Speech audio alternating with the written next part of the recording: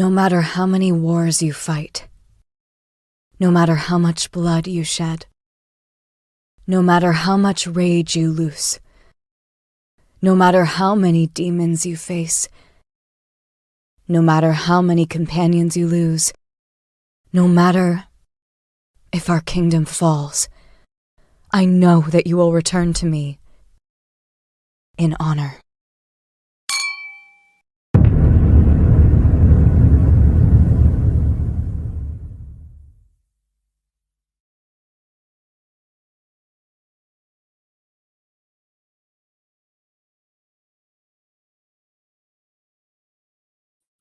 All right. How's everybody doing tonight? Someone could quickly give me a shout out in the comments. Holy Moses, there's a lot of people here already. To let me know that you can hear me, that would be great. I figured since it was October, I was just going to talk about monsters. Well, I'm Sound Engraver, thank you very much. Gave me a heads up that you can hear me. But today and for 2 weeks from now, when I do another Make Comics Fun again, I'm going to talk about October stuff. So I'm going to talk about Halloween. Was going to be probably the 30th. I think next time I'll do Make Comics Fun again. So right before Halloween. But I wanted to talk about monsters, and talking about monsters, here we have one right here. Just let me see if I can put that. Are you there, John? There you go. Nice scary monster. I invited John on because John loves to talk about monsters, and he loves D&D. So I wanted to go through basically what I'm going to go through is one of the monster manuals. I think it's 4.0, just to talk about monsters for a little bit and some of our favorite monsters. I was talking just on Twitter today about how Wendigo is one of my favorite Marvel monsters. And if you follow me on Twitter, link of that in the description. I do make Comics Fun again there as well. And what I'm doing for October is horror comics and suspense comics and stuff like that. So I thought this would be a good topic. What do you think, John? Yeah. You talk about monsters, I might as well show you this. This just came in the mail today. Let me see if I can make you big there, John. Solo layout. There we go. Nice. It's based on the classic second edition D&D monster manual and D and F. So I have A to F now. So like these are painted. It's got my favorite monster, the Displacer Beast, the Doppelganger.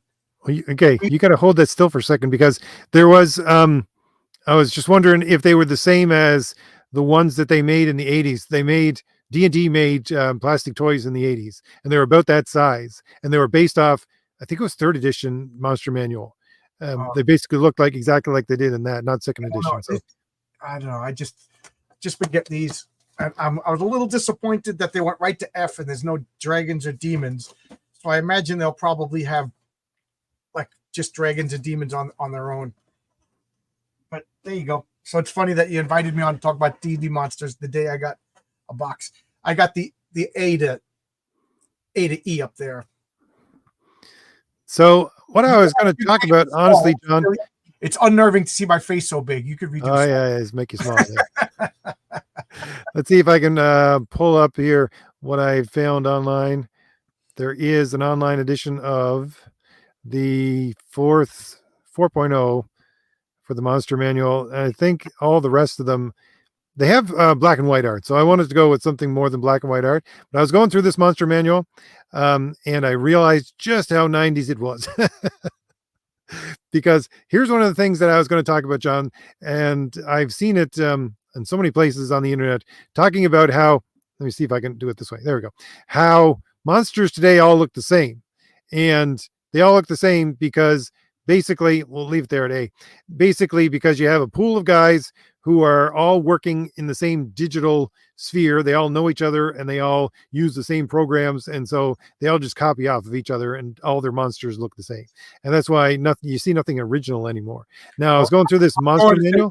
That's like, I talk about music a lot, and I'll say that's why rap music is so bad, because it's the same people who grew up listening to the same bands, copying off the same bands. Like back in the 80s, like when rap was a new thing, you had guys who were listening to country, punk, rock and roll, and then inventing a new form of music. And now you got Drake, who just sounds like everybody else, so it happens in every industry. Like this incestuous relation formed. Like this to me means we need new blood in D&D. Yeah. Well, the thing was, Yeah. going through this, I think it came out in the 90s. This monster manual, I just realized how 90s the entire thing was. Everything had to have spikes, everything had to look edgy. But if you go back to the earlier ones, the stuff you're just showing, they had so many um, different artists working on the monster manuals at the same time. You get a very varied look at different kinds of monsters and different Right. ways of experiencing You horror got and that terror. Wiggly Earl Otis artwork that Yeah, nobody copies that guy. And then you had like Jeff D with the very John Byrne beautiful superhero lines, all in the same book. It was so good. Then you had Larry Elmore with like those, I don't know how you would describe them, like legendary Conan art. It was so good, so good. I was going to go down to, I don't know I if do this, agree with you. There is like a house style in these books. if I can get down. Oh, it stopped. I'm going to have to re-up this. But um, one of the things I was doing, again, it's Halloween, so I'm going to take this off just for a minute to re-up it. But um, one of the things, I'm watching horror movies. It's October, but I was going to go down to G for the gibbering mouther. I always like aberrations, right? And it makes me think of The Thing, John Carpenter's Thing, because aberrations are the best kinds of monsters, if you ask me, because I always talk about, beauty and things like that, where it's symmetry. If you're going to go with ugliness, you got to go with asymmetry. You got to go with something that doesn't look like it belongs in this universe, right? I think you pull on that with your whole love for what's his name? The Lovecraft. Yeah, Lovecraft. Yeah, So yeah. There's something about like those, like you said, those. Back then they just had like you said aberrations, but like they seemed like they codified them later on in the books, and that kind of took a lot of fun out of it. Like they just said like this monster, nobody knows anything about him. He is just a monster. Here you go, and I love that mystery of that. And then later on, like they okay, the aboleths are from shelf 16 of the abyss over here, and this is their portfolio, and they're chaotic, but they follow these rules. Like D&D, I kind of liked it when it was like loose and there was mystery, and then later on they went to the complete anal retentive side and explained every little thing to like I don't. So when I did my own D&D, I wanted to do away with everything so that my players didn't have a lot of information. When they saw a creature, they were like, okay, this is a werewolf, but this is John's werewolf. It's completely different. Then I memorized the monster manual and I know exactly what to do. yeah, that's one of the things. I was going to go down again to the gibbering mouther, but I hit the crocodiles here and I had to stop, because I always loved from the earlier editions, the section on just giant animals, right?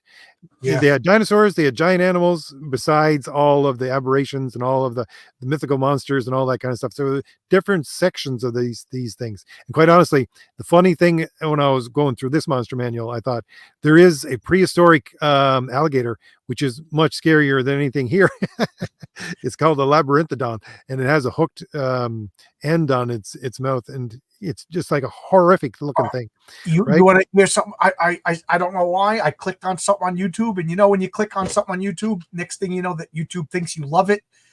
I clicked on the most dangerous ocean in the world, so I clicked on it, and it turned out in the middle of the United States during the prehistoric times there was a shallow sea, and they said like per square inch it was the most dangerous place in the history of the earth. Oh my God, I was almost at the point of having nightmares when they're showing these CGI creatures that really existed that would scare any fourth level paladin.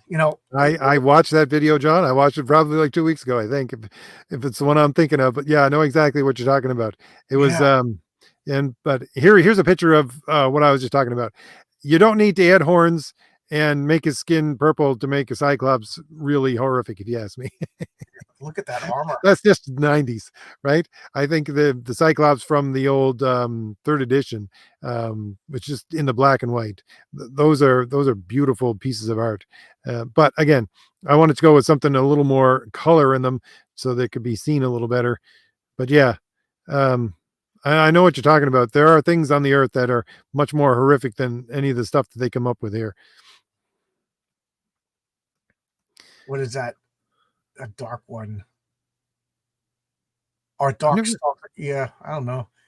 That's another thing about D&D, like they have like a wraith and a specter, and it's like, well, it's a distinction without any differentiation. You know what I mean? Like it's the Balrog, you know, right? Didn't the Balrog just like define demonic creatures for D&D? Yeah, they even called a Balor. You know how close? Yeah, and there's everybody was copying off. I think it was Ultima also had. They even called them Balrogs, which were Yeah. demons in what the heck was it? I can't remember. It was Fifth or Underworld, one of the games that they did that as well. But again, this demon section, once again, they got some spectacular art for demons in this one. But if you go back to second or third edition Monster Manual, you got whole sections on demons with, again, different artists working on it at the same time, and they come up with some just vastly different interpretations of what it is, and that's what makes your mind go in different directions. This is, yeah. What edition is this? This is 4.0. Okay, yeah. I stopped at second edition, so I think I picked up a couple of.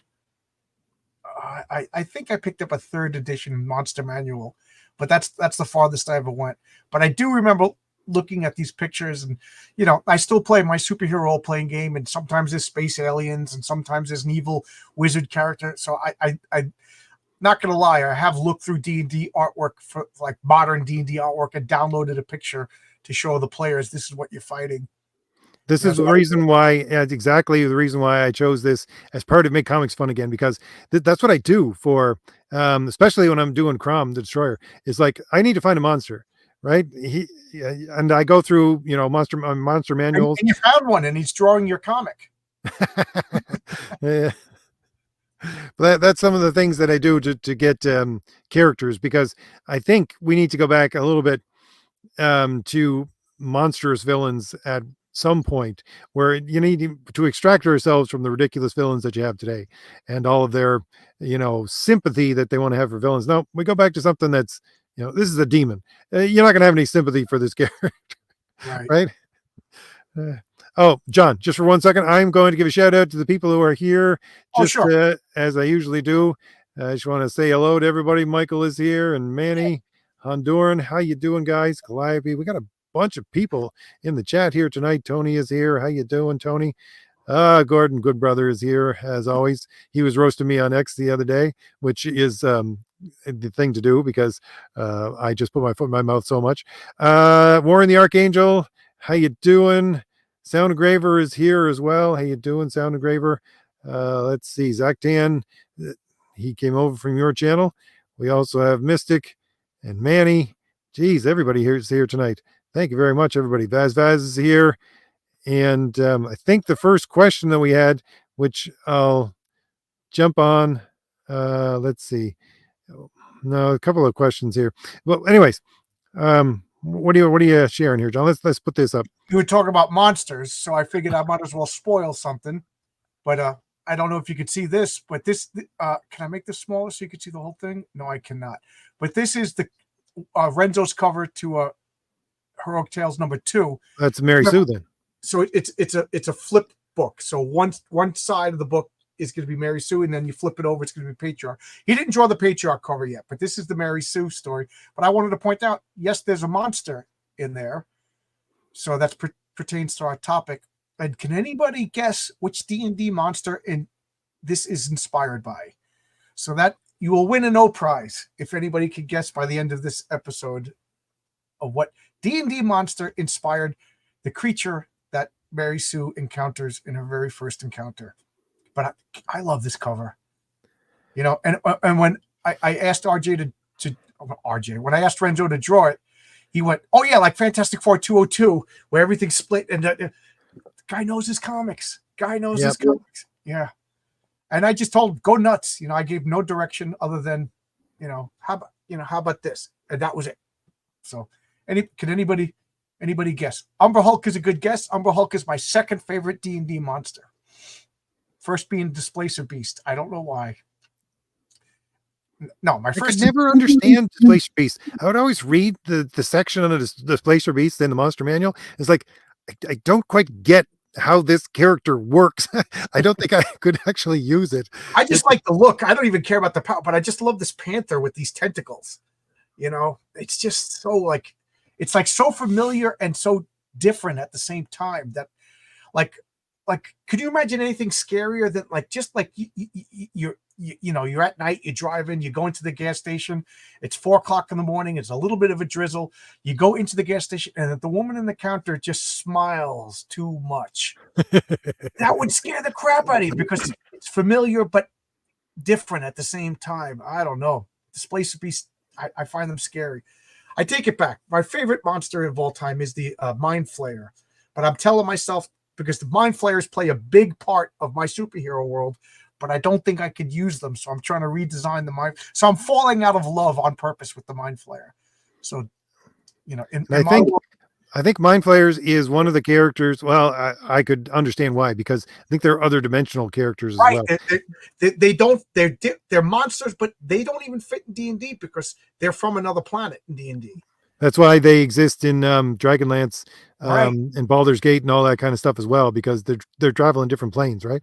Right. They're intelligent. They're alien, even in a D&D world, and then they're like Cthulhu inspired. So I think I'm thinking of like they're gonna be like star spawn and whatever. But I'm gonna change. I like the idea of that they're psionic, so they're hive mind, so they're gonna be a big deal in a future story. And but yes, I have to make them legally distinct from Mind Flayers. I'm just going to see what we got. A couple of questions here. Zaktan says, "Doesn't D&D stand for demons and devils?" No, no, no.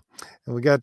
That's why there's whole sections on. I was going through it, going, "Why is this section on dragons so thick?" And I went, "Oh yeah, Dungeons and Dragons." Oh really, Tony? I didn't know that. Tony, would you mind like sending me a DM so I could check up the story? I didn't know that.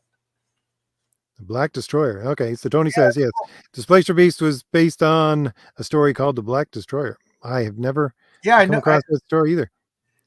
And Spelljammer made it so Mind Flayers can be everywhere. George Morel says, I think it's the last comment. Did anybody ever play Spelljammers? I was building up to a Spelljammers campaign, and then my group fell apart. So I really loved the Spelljammers comic that DC put out, but that's as far as I could get into that. I went and I bought all the DC, in the late 80s, I think it was, early 90s, they made a whole bunch. They made Dragonlance, they made Advanced Dungeons Dragons, and I think they made Spelljammers. And then they tied them all together. Yeah, Fiend Folio was the monsters from the UK. I didn't know that. I have Fiend Folio as well. Very different art style. Yeah, extremely.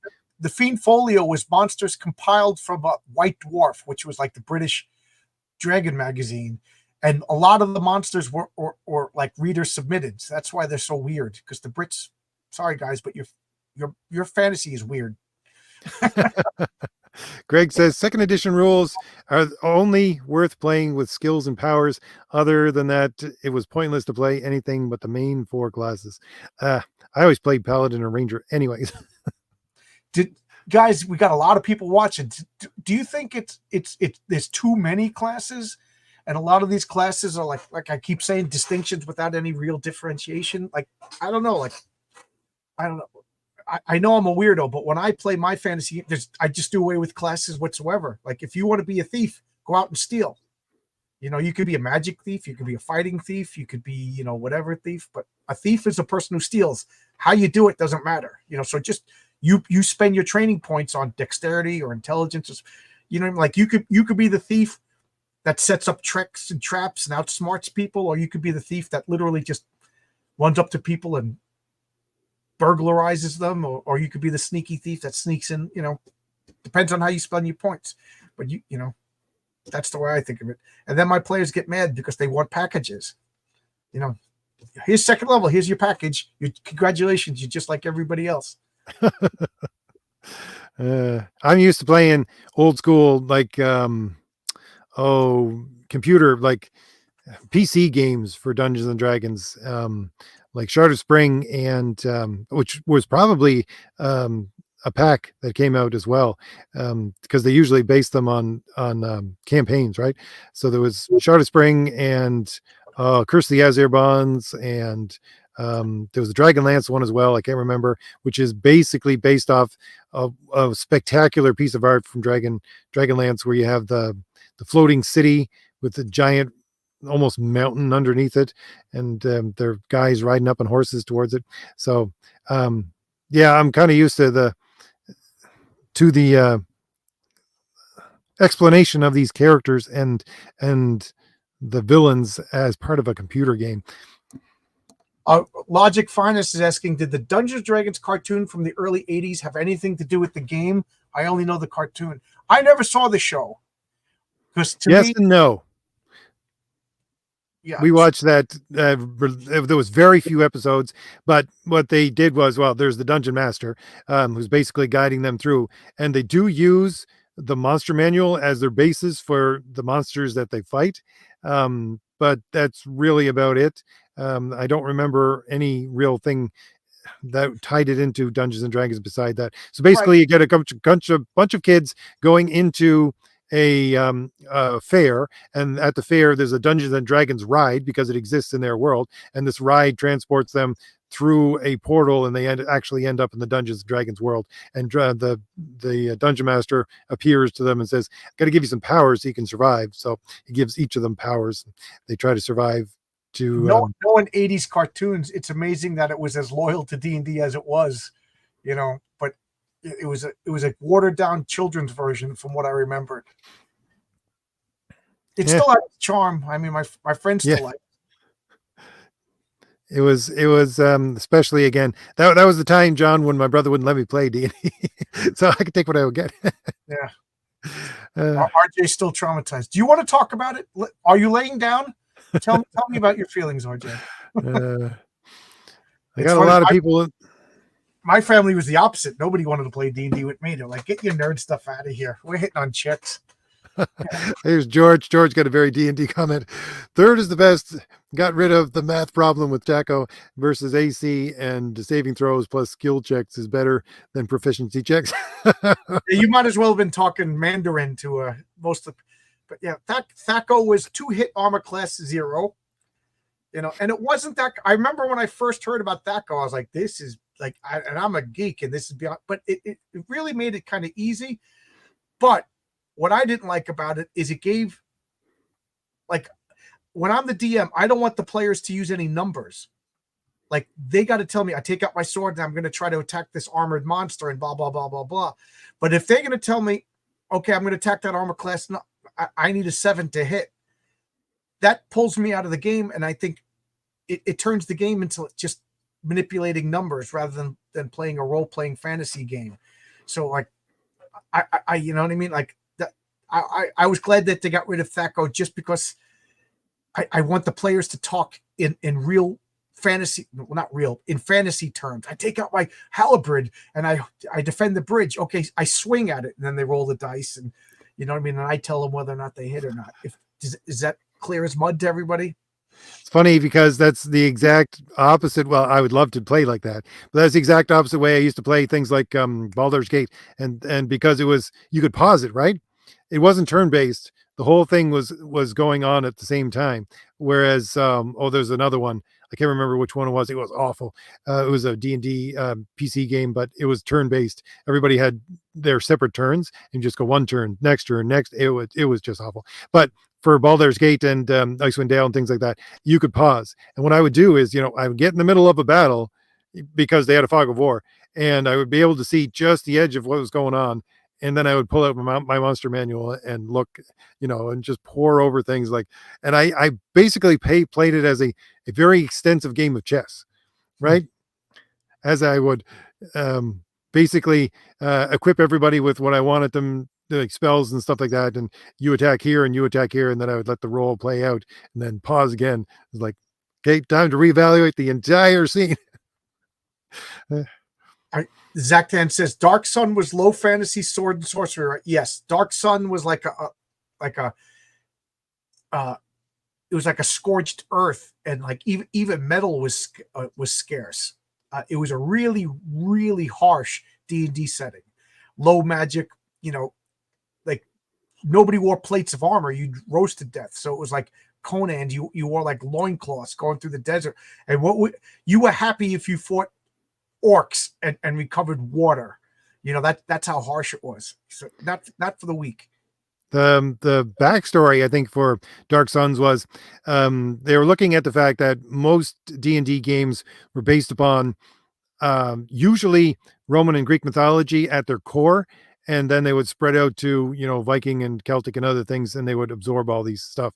But they wanted to make a fantasy game that was based upon earlier civilizations, basically the water civilizations of Egypt and the Babylonians and things like that, where everything was about water. It all had to be centered around water because they're all civilizations centered around a river, and that's how they expanded. So they made the entire world based upon that concept, which was a really significant idea, if you ask me, in the history of role-playing games anyway. Just a lot of good comments, RJ. You got yourself a good group of chat people. I'm trying to keep up with them. I know. I'm scrolling back up real high because a lot of good stuff.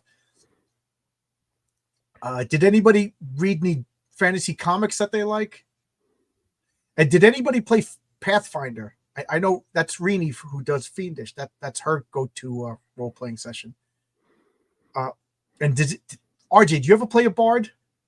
No, not even close. I think the closest thing that I would ever played was a shepherd, and that was like, okay, done. I'm never doing that again. Shepherd. I want to play a tailor. Okay, guys, come on in. I'm going to measure you up for a suit. Like, we played a superhero game, and I got this wild hair. I said, okay, nobody has any powers. Everybody is just a normal human who suffered a loss, and everybody was going to be like a Punisher. So you made up, and I have a finagle factor. You got bonus points. So this guy Daniel made a character called Roach Killer. Oh my God, he was awesome. He was the Punisher, but he was the Punisher, and he took a couple of defects, so he got extra bonus points. He had no long-term memory. He doesn't know why and he carried around a Polaroid picture of a little girl, and he didn't know who this little girl was. Turns out it's his daughter that was killed, and that's why he's just a great character.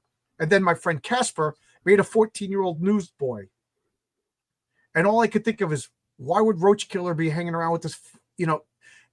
So after the first session, he says to me, I think I made up an NPC. And not, he was trying something different. So I got to give him credit for that. He wanted to make like a little kid who suffered loss and nobody took him. But there comes a point, like, to me, a bard is an NPC. I'm the guy who plays the lute. Okay. All right. We're going in to fight monsters and you're bringing a lyre and a lute.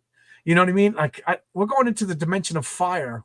Oh, it's okay. You got a harp. Okay. All right. Thanks. I don't know. I'm not a big fan of bards. And okay. Got a statement here from Ryan. He says, RJ, I'm getting ready to release my comic book and would like your opinion on launching digitally with a PDF for the first 60 days while I promote and while the print version is on 60-day pre-order. I don't know. Quite honestly, to me, I think, well, there's a lot of people who wanted to buy my book, and I just told them I only do hard copy, and they just couldn't afford to get it because they were in a remote place and things like that, or it was just too expensive for shipping. So there are people out there that will really go for PDF, but I don't know if you can mix and match that way. You may surprise me, and the other people may as well in buying them, but I wouldn't say for or against it. I would say it's an experiment and one worthy of being tried. Let's put it that way. I got shamed into making a PDF because I was talking to a guy from Ireland, and he's like, I'd love to back your book, but paying $25 shipping for it, you know what I mean? So yeah, I reluctantly dragged my feet into the 21st century, and my comic is being offered on PDF, and it's all ready to go, but I can't release it till somebody gets the hard copy. I just feel it's not right that I just got the digital proofs for my copy today. The physical proofs are being mailed, and my comic's ready to go. Looks good. Greg has a great comment here. He says, I cast Dimension Door in front of me as the orcs charge me. The exit, I put 60 feet up in the air. I love that kind of stuff. I love that. My friend Jason made up a superhero character in my role-playing game. It was called The Rift. And The Rift, he made like your character. What's your character's name? Portal. Disc. Disc. Like Disc. Rift would make these rifts and like open it up below people, or somebody would be running. He would hold his action and open it up, and he would just, the greatest power in the world is like teleport. Like you don't understand how powerful teleporting is. Yes. Like teleporting others, like Nightcrawler teleports himself and could grab a limited amount of matter with him, but he could open up a rift, and like he kept training to the point like he could open up a portal on the dark side of the moon, to the point he was almost too powerful to be playing with everybody else. But I love that kind of stuff. That's exactly why. That's exactly why when I created Disc, I had to put limitations on what you could do, because you're right. If people ask me, if you ever had a superpower, what could it be? I would say teleportation, definitely, because you could do so much with that power. Someone did a video a long time ago talking about how it was OP just to have teleportation, because you could basically open a tiny portal to the bottom of the ocean, and the pressure from the bottom of the ocean would just cut everybody in half. Right. From this little jet of water, right? You can Things like defeat that. Superman if you have like Interstellar. Just teleport Superman into the heart of a red sun. What's he gonna do? You know what I mean? Yep. It's a super, like, again limit. So like you said, you have to have limitations. That's why, the limitations for Disc is the fact that living matter can't pass through it, and if it tries to, or even she tries to, it leads to madness and death, one or the other, right? Well, you're going to find out sooner or later, but I have a character called Gates that is remarkably similar to Disc, and one of her limitations is if you touch the edge, like if it comes at you, it shatters. They're like soap bubbles. So like, you know what I mean? If you're really quick and stuff, you could tap them out. But the other thing is, it's like hyperspace. You're going through another dimension, and this dimension you really don't want to deal with. You know what I mean? So like if you go through one of her gates, you're going through as quick as possible, because it's uncomfortable. Human beings aren't meant to be there. You have to hold your breath, so that'll be a whole story of exploring, like where are we actually going when we're using the gates. It's best not to explore that, because thus then lies madness. Zaktan says Rangers are wilderness exploration. Rogues are low class urban stealth, and bards are high class espionage. That's just one way I think about them. That's a good way to put it, Zaktan. That actually makes me think like bards. High class espionage. I've used bards as NPCs. I don't want to be a bard. I don't know. Brave Sir Robin, he bravely ran away. Thanks a lot, guys. We're fighting the Black Knight. Druids I like, but the more I learn about historical druids, nobody ever played. Like druids are like a D&D invention, because they're nothing like historical druids. Yeah, I agree. I learned about historical druids too, and it's like, I don't want to play that kind of character. Yeah. Like an Aztec priest. Yeah, I want to be a serial killer. Yeah. I was going through this is the dragon section, so we're gonna fly through this because there's just so many dragons. Tony Grigo brings up the Tom Hanks Mazes of Monsters. Yeah. That's the 80s movie that parents made you watch to show you D&D was bad. RJ, did you ever have that? I mean, you're from a religious family. Did your family have any objections to Dungeons and Dragons or comics like that? Well, let me put it this way, John. No, not that I know of, because it would have been with my brother, but it didn't seem like that. My mother had any objection to that, but I went through a phase, I think it was in high school, where I was, it was in my writing class, and I was doing papers on weird cults and stuff like that. And she was like, yeah, you got to stop this. Right. Manny Corn. I forgive me if I pronounce your name wrong, Manny, but he says, speaking of powers, I'm creating a hero who is a speedster, but I am afraid of making this character like the Flash or Quicksilver overpowered. What would be a great way to limit? This, to me, the most logical is how far can a normal human run before they get tired? That's how far the speedster could run, but he gets tired quick. So he does a 100-yard dash instantly, but he's freaking tired. You know what I mean? Just because he's quick doesn't mean he could run around the world. Like a normal person could run a 100-yard dash in a certain amount of time, but the Quickster could do it in a split second. But he's just as exhausted as a normal athlete running a 100-yard dash. So like I would have him standing still, moving quick, if that makes sense. Like he's dodging and stuff, but he's not running around the earth. He's not throwing light speed punches and stuff. You know, he's the same amount of endurance as a regular human. Like I remember once Flash and Flash 2 from the different Earth, they were talking, and as they were talking, they were running around the earth, and the guy goes, Flash 2 goes, I may be old, but I still got another 100,000 miles in me before I get to. I'm like, but you can only run fast. Like, doesn't matter how fast Usain Bolt is, he still can't run 100,000 miles. You know, so that's the way I would limit a speedster. I never really thought about actually creating a speedster character. Although when we were talking to Fabrizio, remember he was talking about the faux characters he was making. I said, yeah, make a speedster character called Master Race. You know, that'll tick people off. Hey, bad guys can have bad names. You know what I mean?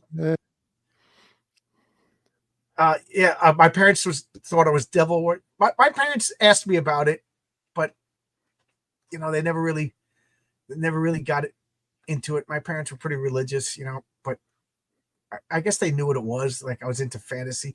Like I remember one time I went to the library. I must have been in 6th grade, and I brought like this hardcore book about demonology from the medieval. And my mom's like, "Why are you reading that?" And I'm like, "It's fascinating." And she's like, "Okay," you know. She didn't have any problem with that. She definitely didn't have any problem with Dungeons and Dragons. The only thing my mother got into was she sat me down and we had to listen to this cassette tape. It was called Their Rock Is Not Our Rock. And it was about like subliminal messages in rock and roll and how Led Zeppelin was trying to convert us all to Satanism and stuff, but never D&D, you know, just Led Zeppelin and heavy metal. We spent too much time outside. You know, my mother would have to, I think she had like a whistle or something like that to try and call us back because we would be that far away, usually in the woods or something like that. But that would be everybody from the entire, you know, community. It wouldn't just be us. But yeah, we had balance back then. Let me put it that way.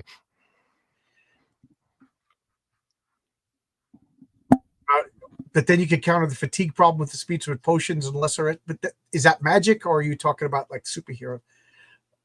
And I like limited. Oh, RJ, how concerned are you about the lost sales of privacy from indie comics that are valuable both digitally? I was really concerned at first, but I don't know how much concerned I should be at this point, quite honestly. To be honest, I sold so low, I would be really surprised if anybody went to the effort of pirating my comic. You know, and it's only $10. You know what I mean? You can get my comic pretty cheap, and the PDF is $6. But I haven't released a PDF yet. But if I do see it on a copy site, I don't know. You know, how many times have I listened to Pandora for free and then I went and bought the album? You know, maybe if somebody sees Heroic Tales #1 on a pirate site someplace, he might be inspired to buy issue 1 and 2 on the next campaign. I mean, I can't. You can't stop piracy. What are you going to do? Metallica can't stop people from pirating their stuff. I'm going to be able to stop them. So I guess it's best not to think about it. Okay, John, D&D question here. How do you pronounce this character's name? Where are we? Monsters. Oh, the Ettercap? Yes. Ettercap. Ettercap. Okay, because I remember, I can't remember what the heck it was. It was one of the PC games again. We were playing D&D, but you could make, you basically killed this creature. There was a couple of them. They had like a nest, and then you could make armor out of their skin, and it was the toughest armor you could get in the entire world. So, you know, my connection with these characters. A Honduran honeymoon Honda Huda Hidi says rock music that needs subliminals up front about demonic degeneracy. Have you met my mom?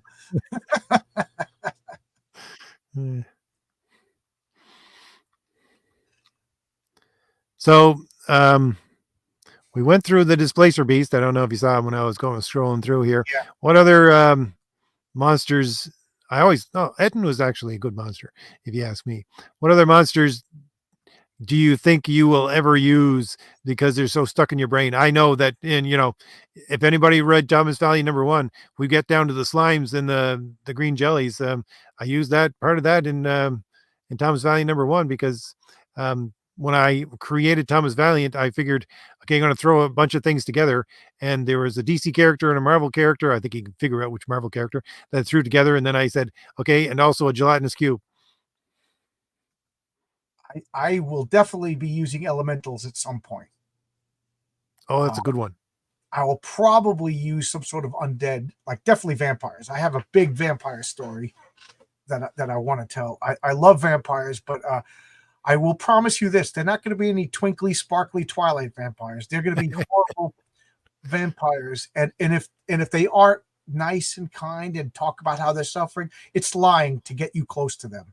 The vampires are evil spirits that inhabit the dead bodies of humans, and they go most of their time, in my world anyway, they are spent keeping their corpse from decomposing to the point of uselessness, and then they have to find another host. That is awesome. What is that? Oh, that's the Glibbering Mother. Yes. Yeah, that is like supposed to be like a Shoggoth, right? From Lovecraft. Oh, okay. That's like literally how Shoggoths were described. Like a protoplasm with eyes growing like bubbles and popping and mouths giggling and distorted teeth. Yeah. I want to use owl bears, but that's like too D&D. Like if I use an owl bear in Heroic Tales, a little spoiler alert, there is a place in the universe where all of the D&D monsters exist. And what are they? They're failed genetic experiments from like a high evolutionary guy who threw them on this world.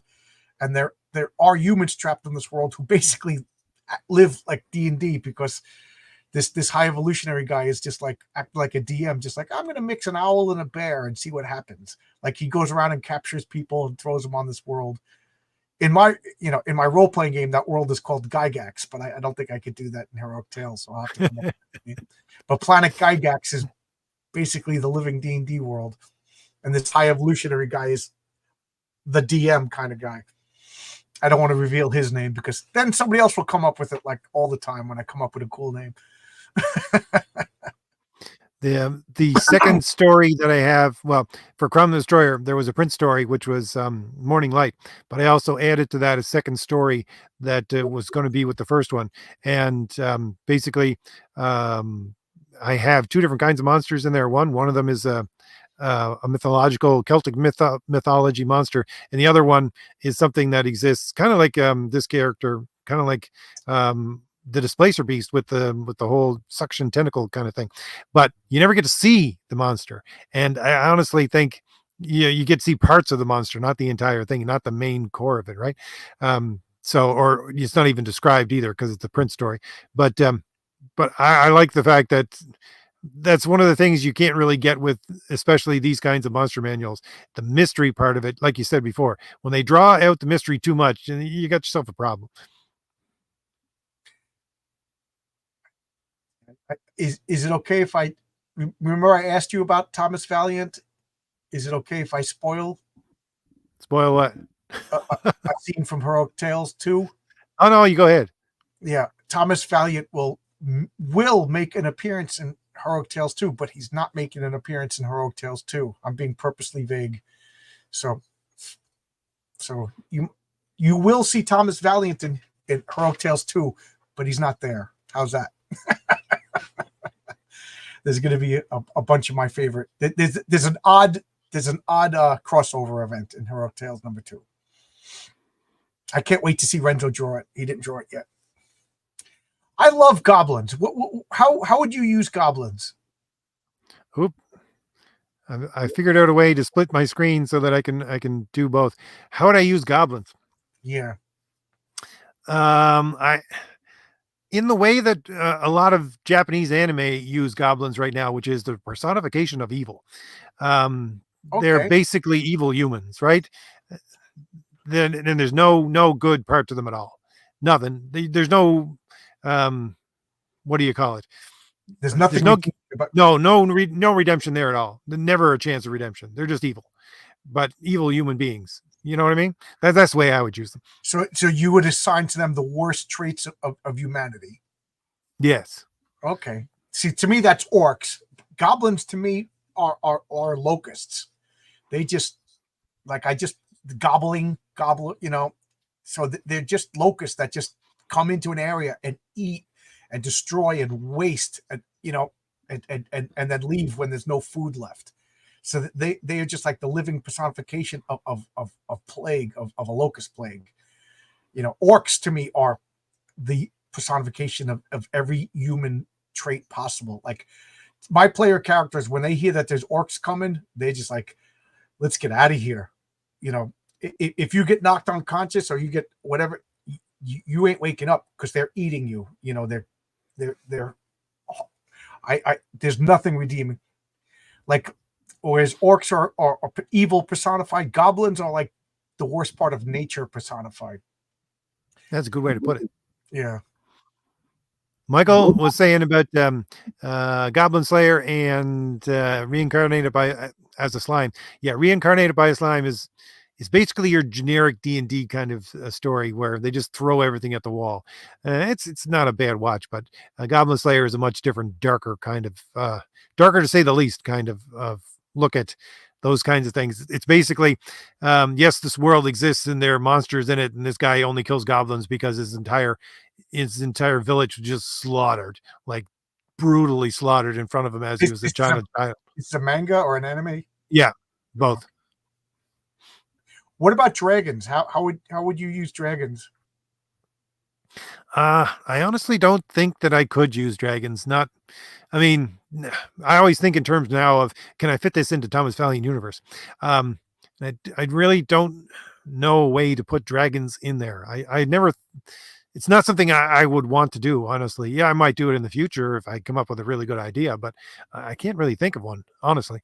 But the only thing that might be an exception to that, John, is they would be, again, a prehistory thing, because for anybody who ordered the map, which I apologize to everyone that we're still working on this, but for Crom the Destroyer, if you look at the map closely, you'll see mountain ranges, which are basically the remains of dragons. That's how big dragons are in this world. They turn into mountain ranges when they're killed. What's Anklang, the black from the Silmarillion? He was the biggest dragon in all of fantasy. To me, dragons are ultimate powers. So like they are the apex predator. Like, you know what I mean? Like dragons, what's going to fight a dragon? So like, I thought like dragons would hate each other. Like they're alpha males. They just want to. So like the only thing a dragon in my world that would hate would be another dragon. So like, that's why there's few of them, because they fight each other to near extinction. And then I just imagine like they spend all the time sleeping because they just can't afford to spend all that calorie, That makes sense. So that, there's secrets I don't want to reveal about dragons, because even my players who've been playing with me for 20 years don't know. But in my world, dragons are, believe it or not, they're aliens from an alien world, and they come and they breed with the dominant species of that world and take the best traits, almost like the alien gene splicer or whatever from the Alien movie. So dragons came here in prehistoric times and took the size and power of dinosaurs, and then later on they mated with humans. So now they have the size and power of dinosaurs and the intelligence of humans, and and then they started fighting with each other. So there are dragons, but on my superhero world. But if there's more than 3, it would just be like a continent-wide destruction event while they fight. Incubus Time Lord says, "Hey RJ, just wondering, did you ever watch the old 80s animated series of Dungeons and Dragons? And did you think it was just as good as the tabletop fantasy RPG, or did you think, nah, no good?" Well, I just talked to John about this a couple of minutes ago. Yes, I did watch it. And I was at a stage in life where I wasn't too young, but I was young enough so my brother stopped me from playing D&D when him and his buddies, we shared a room, and they would just not let me play. So I got what I wanted to out of watching that show, and I would go to the monster manual when he wasn't using it and look things up. So to me, it was a bit of a gateway into the whole Dungeons and Dragons thing. So I do have some, we'll say, fond memories of it. Let's put it that way. I think, Michael, what are you sorry, John, what were you saying? What was the age difference between you and your brother? 2 years. 2 years? one of the, my closest brother to me. Yeah. Well, the one So that would play D&D with you. yeah, that would be him. I can't, but I always say I'll defend my brother on this.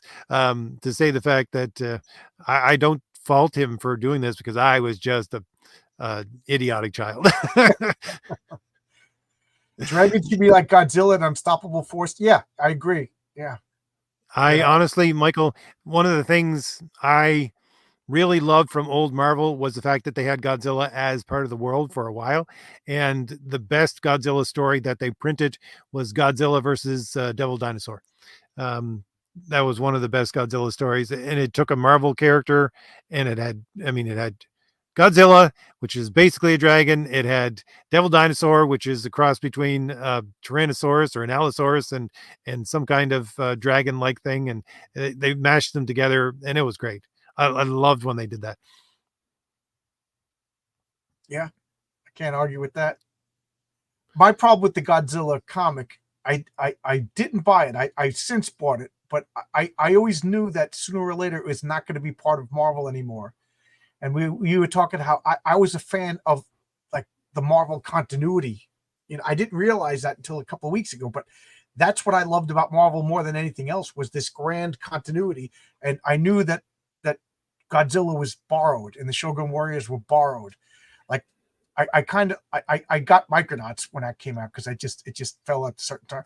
But Rom, I reluctantly bought Rom because all of those IP comics, I knew it was only a matter of time before they weren't part of Marvel anymore.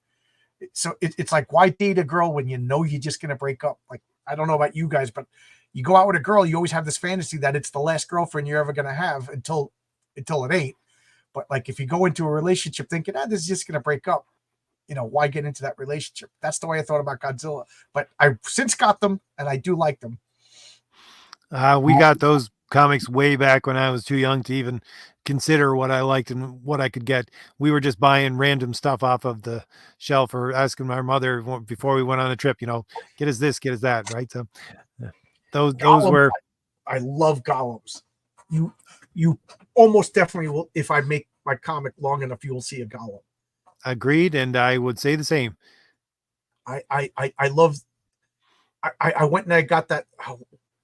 I forget the name of the book. Is it just called The Golem? But the with Rabbi Joseph, I forget. But it's supposed to be like the Golem of Hebrew lore. But it's like the first Golem's novel written. It may be based on a real rabbi in Czechoslovakia, the rabbi of Prague, and it's supposed to be like a historical novel. Yes, but I actually heard about this before. It's basically somewhere between history and urban legend. Correct. Yes. And the rabbi is a real person because I remember I got real fascinated with what is with me at names lately? The guy who founded the Jet Propulsion Laboratory, Parsons, not Alan Parsons. That's the band, Jack Parsons. But Jack Parsons, one of his fellow scientists, was descendant of the Rabbi of Prague who created the Golem, and he was fascinated with magic. So by day, he's a scientist working on the Jet Propulsion Laboratory, basically inventing solid fuel propulsion for NASA. And then at night, he's having ritual sex magic with one of the living real descendants of this supposedly fictional urban legend real character. I don't know if it's just a fascinating story. And yes, Jack Parsons will be in Heroic Tales at some point too. And his father was the inspiration for Captain Marvel. His name was actually Marvel Parsons, and he was a captain. So Captain Marvel Parsons was a real person. One of the fun things, if you have read Thomas Valley #1, you know that Thomas Valley can turn himself into stone. It's one of the things he can not only stretch himself out, but he can also adjust himself so that he can become a lot harder than he normally can, but he can't move. So he at one point sticks himself into a corner as a solid mass, and then uses other parts of him to do other things. So yeah, again, D&D does inspire a lot of the ideas that I use. I remember reading your comic, and Thomas Valiant I forget. Did he kind of became somebody's backpack or adhered to somebody's backpack, and then that character, it was like a Robin character, didn't know that Thomas Valiant was there. So basically, Yes, became part of his cape. and I got so mad at that. I'm like, RJ should know better. Where did his mass go? He still weighs 180 pounds. And then I read your trading card. He could change his density. He could change his weight and mass. I'm like, good, RJ, you fixed the problem. But you also notice, John, that a couple of panels after he attaches to him, the character is out of breath and he doesn't know why. Oh, clever. Because that was always like, there was one comic where Plastic Man snuck into Wonder Woman got invited to like a diplomatic function, and Plastic Man disguised himself as her dress. So she wore this red dress with a yellow stripe. Now we the players, we the readers knew that was Plastic Man, but the people there didn't know. And all I'm thinking of is like, these villains had scanners. Didn't they know that she was wearing a 180-pound dress? Plastic Man, he still weighs the same. So there you go. That was stupid little stuff that I think of. Where's Plastic Man's mass? He doesn't have the power to change his mass. He just has the power of elasticity, which is not the same as Reed Richards. Reed Richards stretches. He's not elastic. There's a difference.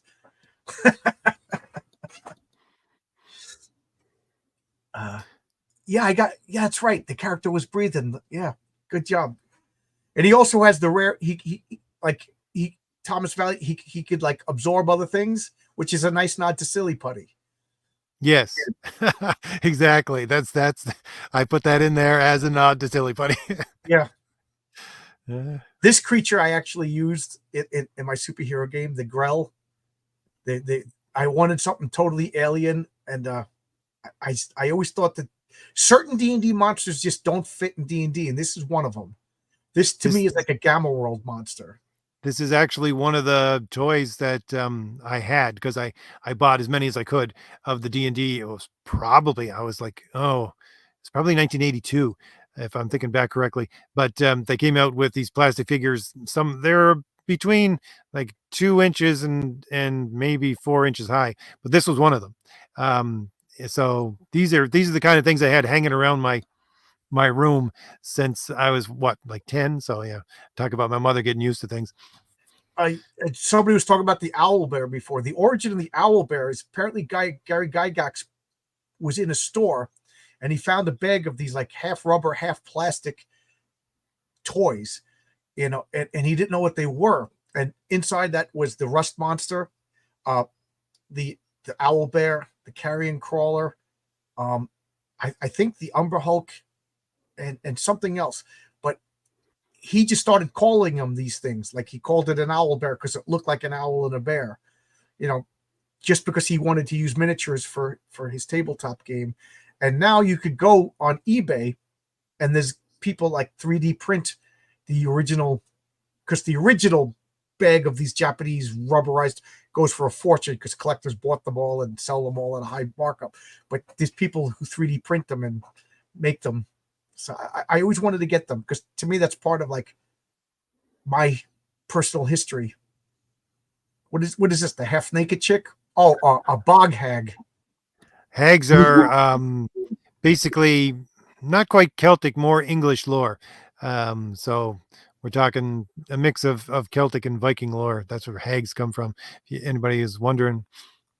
I always like I have fairies in my world, and fairies are different than elves. Like fairies, my players have found out, but fairies are insect based, but they wear this glamour, so they look like beautiful humans.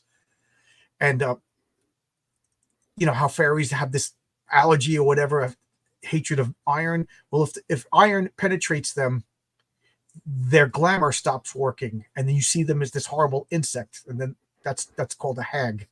So they'll never, if they get poisoned with iron, and they can't look beautiful. One of the earliest myths, I guess. There's a difference between when you read Celtic stuff. There's a difference between myths and legends and folklore. There's almost a really fine line between them, but you can tell. But one of the folklores that I remember very distinctly, the first ones I ever read, was the fact that this guy did tell him the story, and he told the story that somebody came to his door and I can't remember how it started, but somehow the fairy put this dust in his eyes so he could see the fairies, because one of their kind was having a child and they were in trouble. So they had to get someone to help. So they went to the human world to find somebody who could help with the birth. And then basically after he helped with it, they poked out his eyes. So because they didn't want to be able to see him anymore. Right. So I always think of fairies as evil.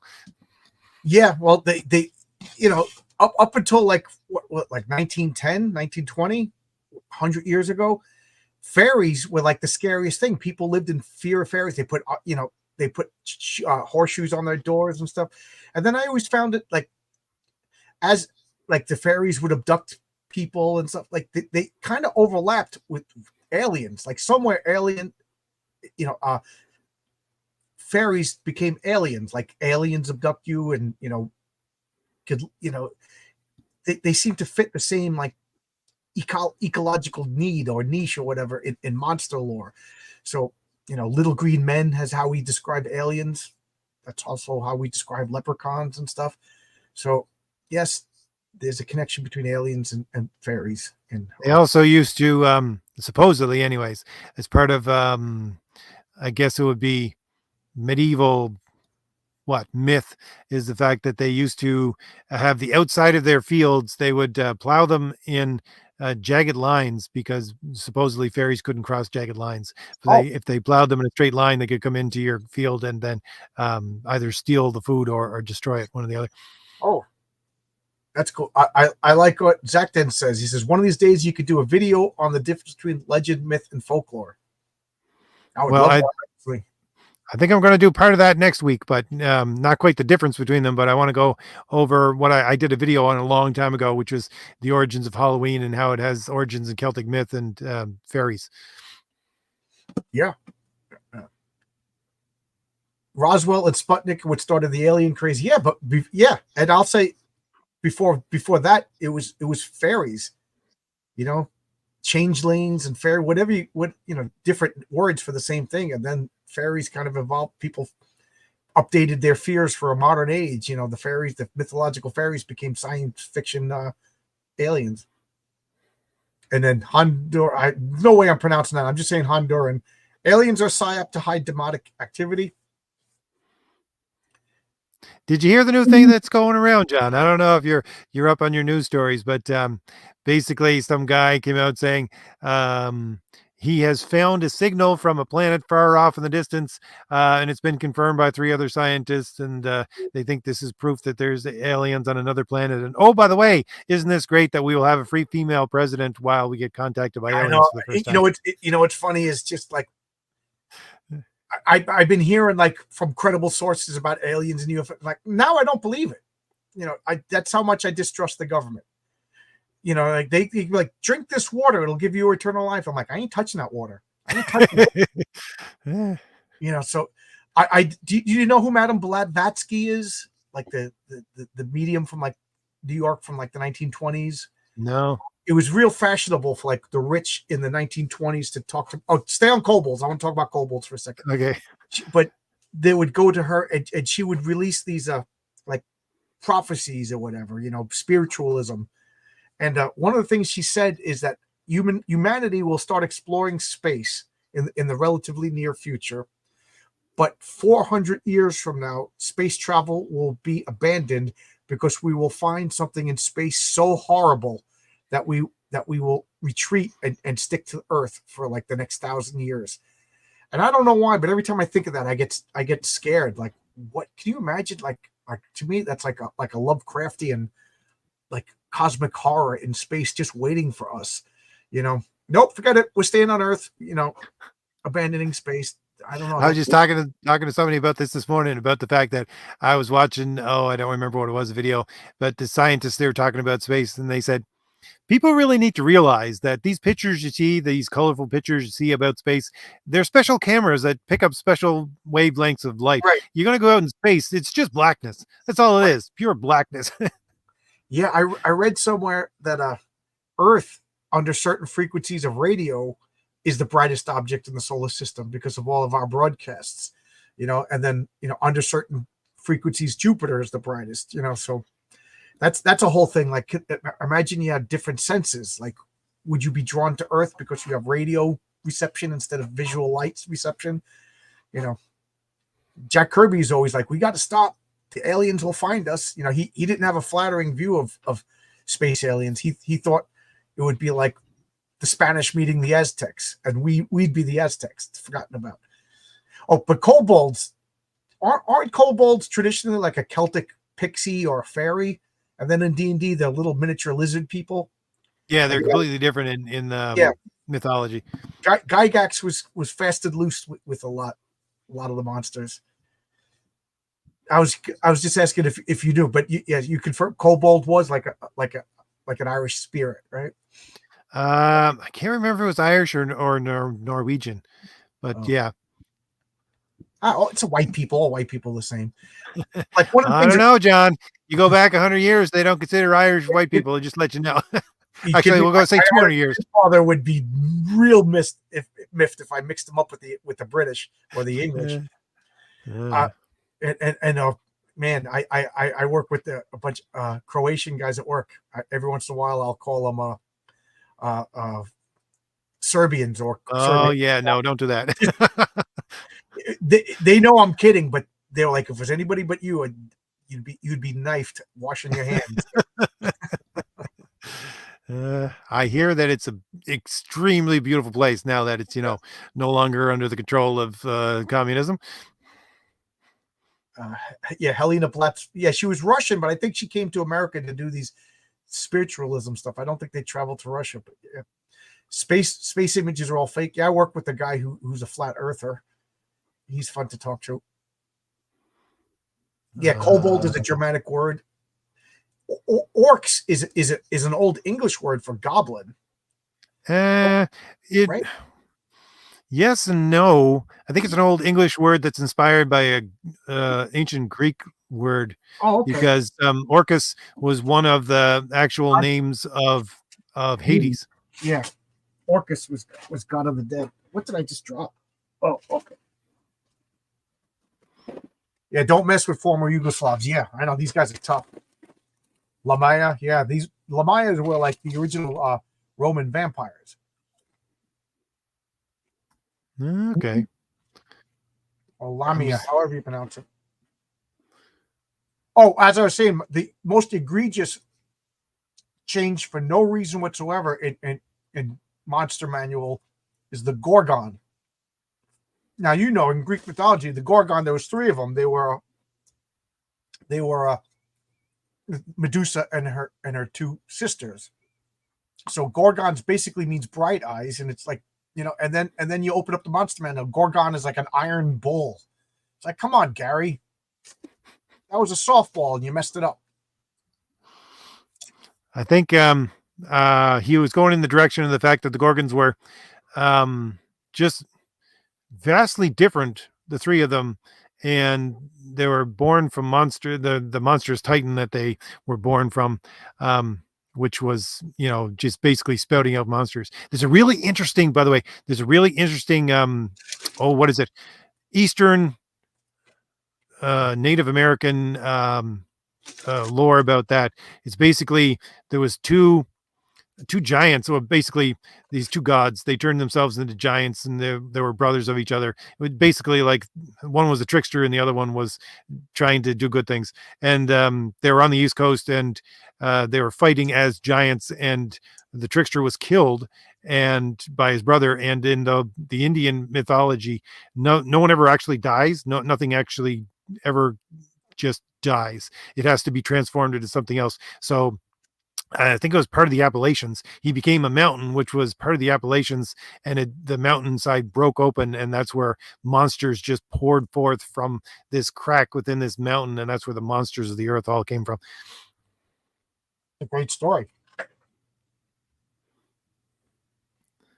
No, scroll back to Lich. How do you pronounce that? Yeah, Lich. Yeah, where are the Lich? Oh, there's the Lamias. Oh, and Kuatoa. Yeah, that's another good one. I think I have to go down for Liches. Yeah. There we go. Do we have a picture of them? I should have a picture of a lich. Come on. Oh yeah, that's where I'm gonna have to re-up the thing cocked out of me here. So scroll back up to Kuatoa. Yeah, I say lich, and I will tell you this, that liches are already in heroic tales. You just don't know it yet. They are a big freaking deal in heroic tales. I always again, I can't remember what game it was, but Lich is basically your boss bad guy in a lot of the Right. games, right? And they kept on transporting me. The liches kept on, there was one lich actually, kept on transporting half of my party to the center of the earth where they would just insta die, right? So you had to have all these spells ready to protect yourself before you even entered into the room, before you do anything else. Yeah. And I was talking with Yang Yao Zhao, I always say his name, Yang Zhao Yang, today about making up my own role-playing game. And if Heroic Tales does well enough, I'd like to tool around with making, and I'm kind of obsessed with there being 3 spheres, like this physical, so your body, your mind, and your spirit. And where all 3 of them overlap is where your character is. And then like from this, like a zombie would be a character whose brain and spirit is dead, but his body's still alive. And a lich would be somebody whose body is dead, but his mind and spirit is still alive. You know what I mean? And and that would, depending upon like a human being, when they die, all 3 of them die and your spirit gets released or whatever. But like you could have your mind alive and your body dead and your spirit's dead, and then you're a lich. And that would explain all the way the undead work, and whatever. Becoming undead is inherently evil. Yeah, Skeletor is a demon wizard. Yep. That's a good way to put it. I always thought, I don't know if it's just because I think this is just straight out of the monster manual anyways, but liches are basically undead wizards. So, Yeah. Which Yeah. necromancers at the same time. So, yeah. That's one of the things, if you read Crom the Destroyer, when it comes, we have necromancers in there as well. Have you ever read the Petal Throne? I don't think so, no. It was big in Dragon Magazine. They in Dragon Magazine they would talk about the Petal Throne.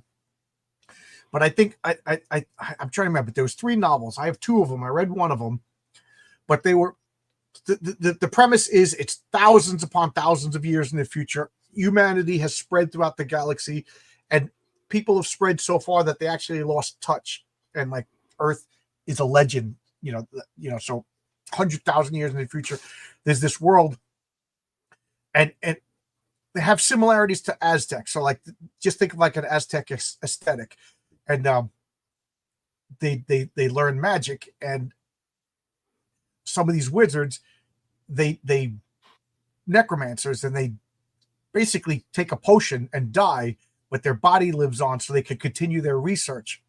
And the main character is given the option of doing this, but he likes women too much, and he's like, if I become one of you, will I still have desires for women? And they're like, no, all the desires are gone. The only desire you still have is knowledge. So like he takes the potion and takes it and hides it. He doesn't take it and drink it. But it was just like an interesting, like he like, if I become what you are, I'll live forever. I'll learn all this knowledge, but I'll lose what makes me me. And they're like, yeah, that's the good thing. Like you die and then just pure intellect survives. And he was like, nope. You see these 2 women that I rescued? I'm marrying both of them. It was just an interesting take on that. Oh, here's Mind Flayer. It's my favorite. I always, I don't know if it's probably from the Fiend Folio or 2nd edition, but I really like the scaled down version of it. I think this is a little bit too much here. The ones with the Mind Flayers, their tentacles are very small, and it's more of the mind powers than the fact that they look monsters. Did anybody in the chat, did you ever use psionics in like the 2nd and 3rd edition? It was just because it was supposed to be super fast. So if you had a psionic person fighting, they did like a million things where everybody just sat around waiting. It was just poorly executed, so I never used it. It just made it not fun for everybody else. It was complicated, and it was supposed to be at the speed of thought.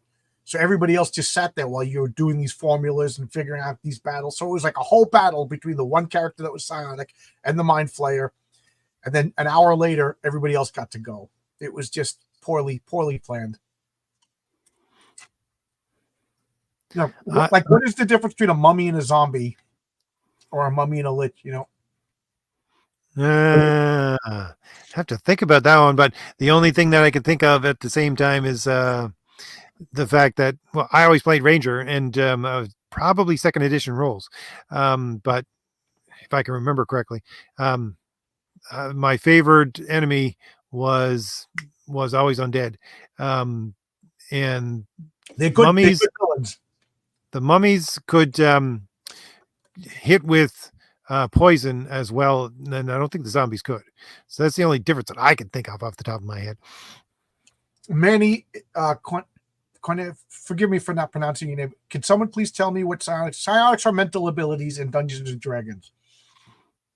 I didn't like it because Dungeons and Dragons to me was classic fantasy. You know, like you didn't see Aragorn going like this and using telepathy and telekinesis and mind whips and stuff like that. Like, so if it didn't, if you couldn't imagine it in Tolkien, I didn't want it in D&D. I've changed it because now I do like the concept of starjammers and stuff, or spelljammers. Hey, nice to hang out with you tonight. Have you gotten to the Shambling Mound yet? I remember that monster. Yeah, the Shambling Mound was Swamp Thing. Haven't gotten to the Shambling Mound yet, but I love the Shambling Mound. Another one of those fabulous toys that I had when I was a kid from the D&D collection. I like what Robert Frey says. I haven't played Shadowrun 4th edition, but once the hacker starts hacking, everybody else can go on a food run. That's what Psionics was, yeah. Yeah, it you know, the whole it's supposed to go before everybody else just made it unplayable. Okay. Zach Tan gave me a good distinction. Mummies are intelligent. So mummies are undead priests, whereas liches are undead wizards. Okay. That makes sense. Actually, it's kind of like the difference between druids and wizards, you know. So what would be an undead thief?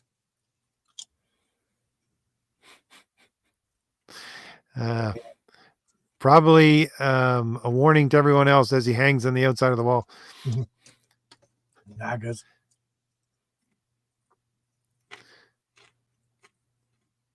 Oh, that is cool looking. I never understood again what nightmares would be used for, but hey, A night walker.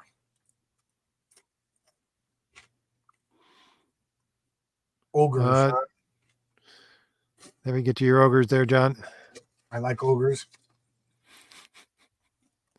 Like again, like what really is the difference between an ogre and a troll? You know what I mean? Like, couldn't you just use the same creature with different names? I always, again, was it second edition or not? I always picture the trolls as second edition, which basically they're like green and slimy, and they have this big long nose and things like that.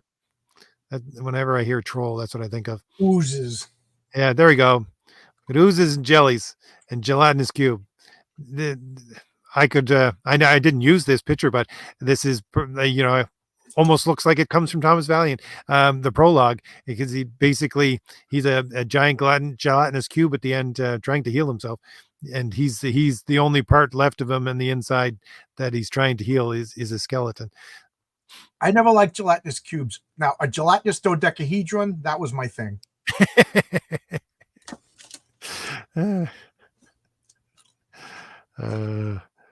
It's funny. Yeah. Like I said, orcs to me were the personification of all evil traits. They're cannibalists, they're rapists, they're murderers, you know, and they revel in it. And you know, talk about toxic masculinity. Like in my world, like, have you ever seen the movie Bone Tomahawk?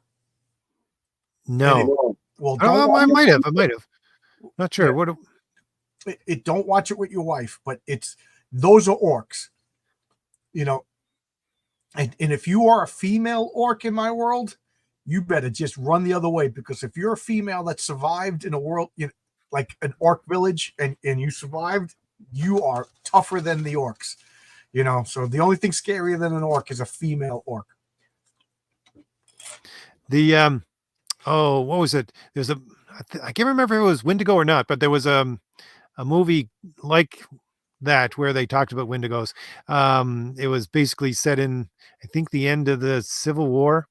And Wendigo, again, I said today on Twitter that I always loved Marvel's rendition of the Wendigo, but the actual lore from the what is it, Indian tribes, is basically you had shamans who would go out into the woods and take on these feral spirits of the woods themselves. So basically, they cover themselves with balsam and then roll around on the floor of the forest to have all these things attached to them so that they would have almost like perfect camouflage. And then they would go and hunt people and eat their flesh in order to try to gain their powers. Because again, nothing ever dies within the Indian, certainly the East Coast Indian world. It's only a transfer of power from one place to another. There are no half orcs in my world. If you're slightly orc, you're orc. And that's what the orcs do. So like the orcs will come in as a group, capture as many elven, dwarven, whatever, and then produce babies. And then those babies are just orcs as far as the orcs. So orcs are very like diverse. Some of them are part elves, some of them part. But the thing is, orc is almost a state of mind more than a race. They're like a legit Mongol race. This is my orcs. So like it's just like cruelty and torture. So the point, if you make it to fighting age, you are just a soulless, crushed, monstrous machine that you know what I mean? Otherwise you're dead. These are interesting. These are the poop eaters, right? They're like, yeah, they live in garbage piles. Yeah. Again, one of the toys that I had when I was a kid from the D&D collection, that we had 3 of these, actually 2 or 3. You could stretch and bend parts of some of them anyways. And this is the one you could stretch and bend. And this is what I was thinking about when I was doing one of the monsters for part of Crown the Destroyer.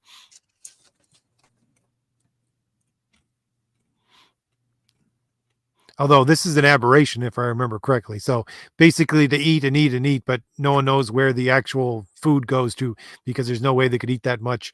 They're just not designed in a way to have a stomach. So the owl bear. Everybody loves the owl bear. Oh, at least that one looks cool. You don't like the second edition version of the owl bear that looks like a giant beetle? Yeah, it looks goofy. That looks really cool. That would probably not be too far off from what a lot of people think now the dinosaurs look like, because they're saying, oh, no, they all had feathers. Thinking, you're just describing it and have a beak, some of them. I'm going, you're just describing an owl bear now. I never thought of that. There you go. What do they call them? Like thoricids or something like that? Basically like mixed between birds and mammals. Oh, yeah. There you go. I love that they have normal animals too. Yeah, me too. That's what I was saying earlier, that they have whole sections of giant animals. They're just pure animals. And they don't cover them too much in this one, but I think in second edition, they might have a whole section on just normal animals, right? Quicklings, little fast little guys.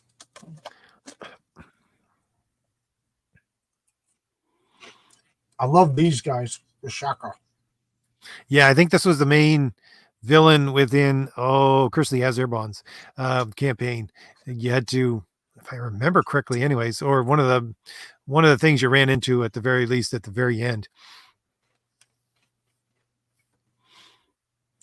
Yeah, I would like to read some Indian mythology with Rashakas. I never really read anything.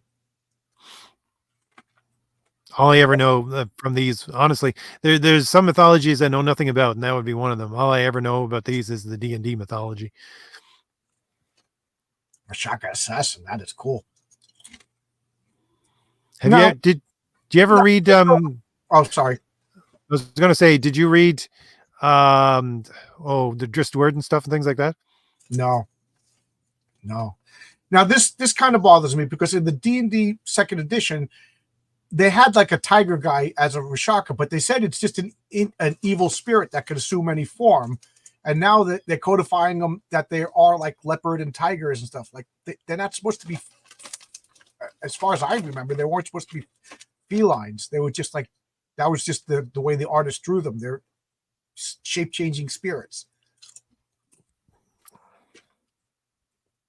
One of the things to look forward to for anybody. Again, I always say to them that I use D&D to try to inspire me sometimes. But we get into, I think it's second chapter of Thomas Valley number 2. You're going to see Redman.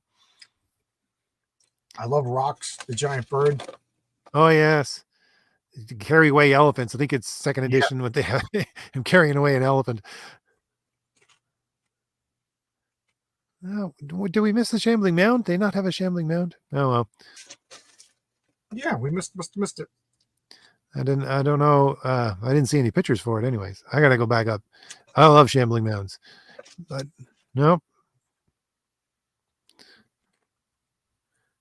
Justice for the Shambling Mound.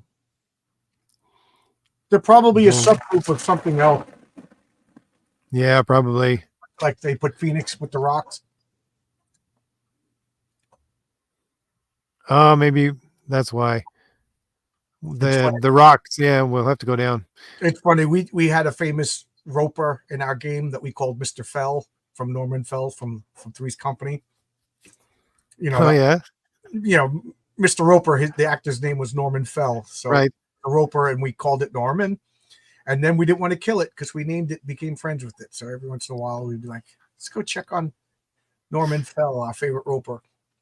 I remember, John, you just triggered a memory in me. While I was sitting on my bed, and my brother and his friends were playing D&D over on the other side of the room, right? My brother was the dungeon master, and they got into, I can't remember, some kind of situation where they're fighting kobolds, and they had one of the kobolds left over, and they didn't kill him, and they were trying to get information out of the kobold. And at the end, one of the players said, "Okay, I'm going to make this kobold my pet." My brother's like, "I'm the DM. I'm not having that." No, you're not having a pet kobold. You kill it here or you let it go. One or the other. Yeah, my friend captured a griffin, and he was like, I'm going to train it and ride it. And I was like, okay. And eventually it just got hungry enough and attacked him, but I was like, I know it's cool. I know it's a fantasy game, but I try to make a little bit of realism. You're not going to just have a griffin. Like, do you have any animal training skills? Those are cool satyrs. Look, Sardar Car. Yeah, the satyr looked pretty cool. Funny enough, I can't remember. I think it's one of DeCamp's novels for Conan. There's a whole satyr part in the entire thing. It's basically later on in his life, and his army is moving through this area, and the satyrs are the only ones who can actually help them move at a pace that's faster than their enemies at the same time. So it's interesting that it actually plays into Conan lore as well.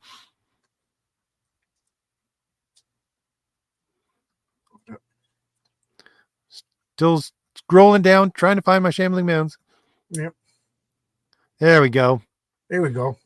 That's weird. Was it out of order? Oh no, it was because the Rocks also had Thunderbirds listed under Rocks, and therefore I thought we got to T before we got to S. Again, one of the reasons. Hold on 1 second. I'm just gonna. My wife just came down. I just want to see what's up. I'll be back in a second. Okay. All right, let me get through some of the. Oh, look, we have a super chat here. Oh, thank you very much. We have from Mr. Knight €2 and 40. I don't even know. You don't have cents in euros. What do you have? €2.49. Well, thank you very much. Thank you very much, sir. And welcome to the chat. I don't know if I've seen you here before, but all we're doing is talking about monsters here today, and mostly D&D monsters. Let's see what else I missed in the comments. I apologize for everybody, but there's some good crosstalk going on in the comments. I'm trying to keep up with scrolling down on the D&D stuff and talk to John and see if I can read your comments at the same time. But Yeah. Sometimes I get so focused I forget the no, comments. has no problem, John. Actually, try to read the comments as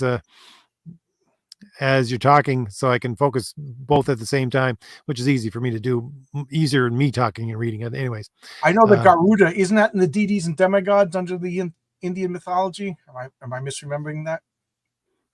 And I like what Zach says. Should satyrs be an all-male race? I've thought about that. How do satyrs breed? Like, do they breed? Are girls nymphs and the boys satyrs, or are they only boys? Like, if a satyr impregnates somebody, do they only have male, and are they only satyrs?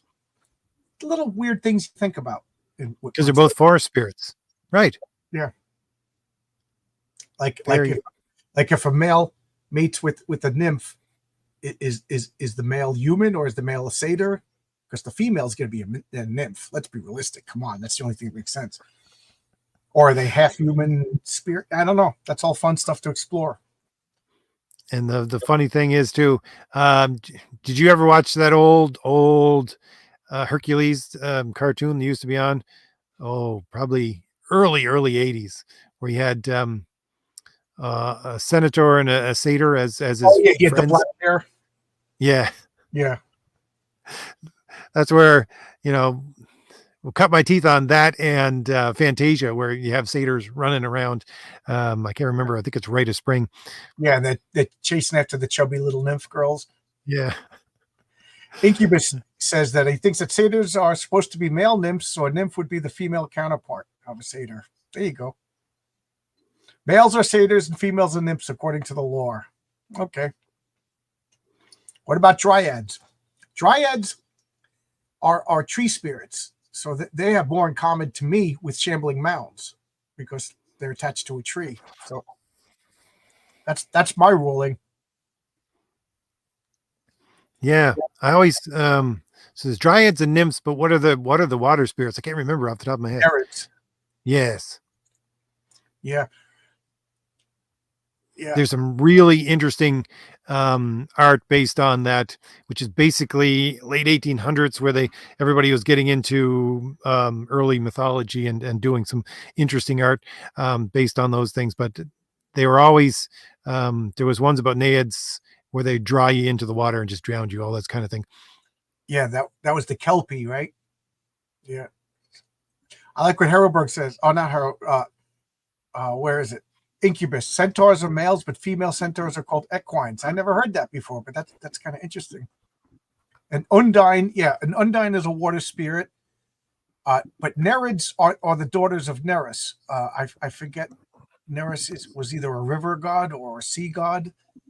And why can't I think? But Nereus, or there's 50 Nereids. They were the daughters of Nereus, who is, I think Nereus himself was the son of Ocean, the Titan.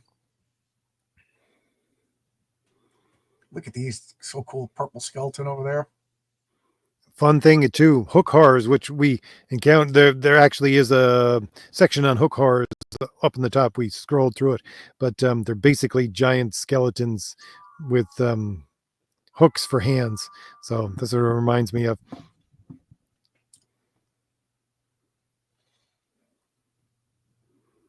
I remember there was a creature in the Fiend folio called the Hyugava or something like that. And of course, my friend Carl introduced one to us to fight. He's like, I'm Hugava guy. And he was like a stand-up that did like vaudeville Brooklyn jokes. We were like, oh. Take my wife. You take my wife. We're like, we couldn't even kill him. We just like turned around and walked away. What's that Dean Martin joke? Can you stand on your head? Or is Dean Martin and what the heck was his sidekick? Jerry Lewis. One of them says to another, hey Dean, can you stand on your head? No, it's too high. I love slads. I never understood the difference between slads and toadmen. It's like, come on. Was your amphibians, toads? What's the difference here?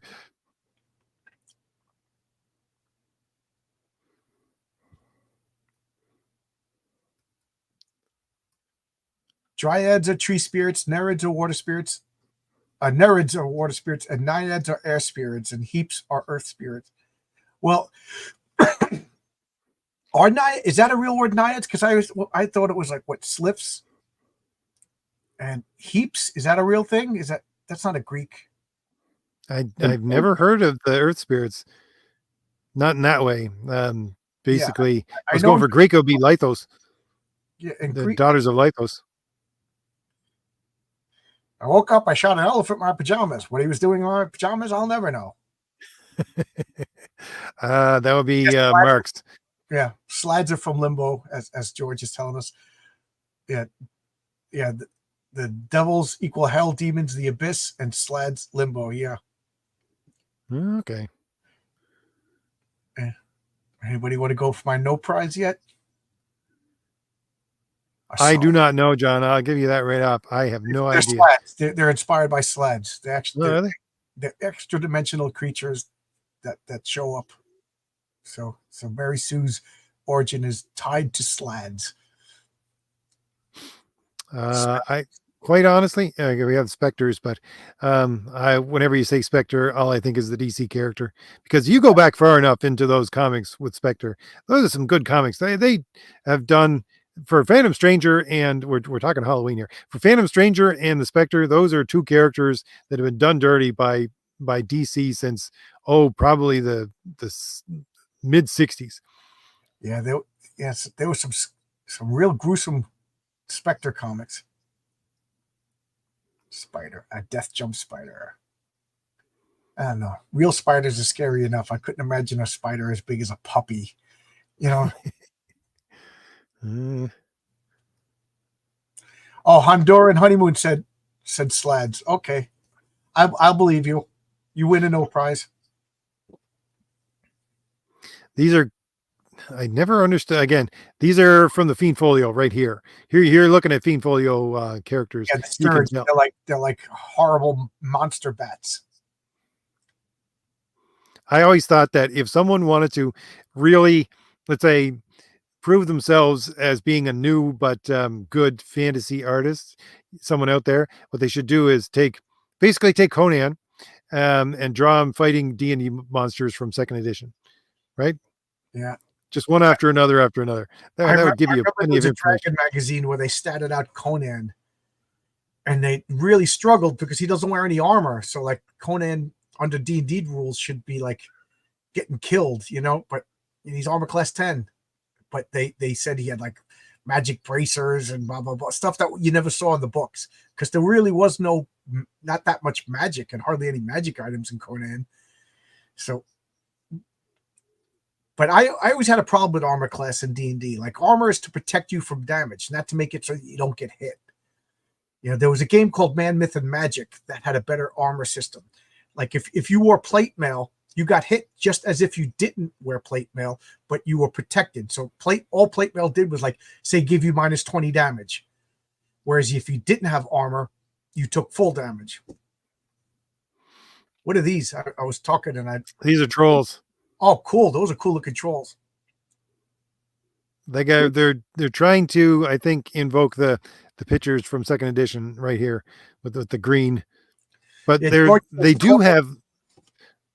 Go ahead.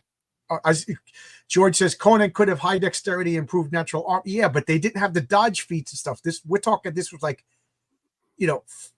advanced Dungeons and Dragons. So it was like ADD first edition advanced, So this was before they had feats and stuff like that. I don't even think they gave you a minus because of your agility yet back then. But what were you saying? I liked it. They almost look aquatic. Well, if I remember correctly, they had basically created civilizations, but not really around these kinds of trolls. They would live in ones and twos under the ground, and they'd hollow out dens and things like that to try to flesh out the lore of the trolls for D&D. I get Umber Hulks. I don't know. again, Umber Hulks, I tied them into to the fairy. So these are like gigantic dung beetles, is the equivalent to a real world. In my world, again, fairies are an insect humanoid race that pretend to be humans because they need humans to lay their eggs in. So that's why they abduct humans, and sometimes they'll leave like a changeling there to so that you don't realize, you don't go chasing after them until it's too late.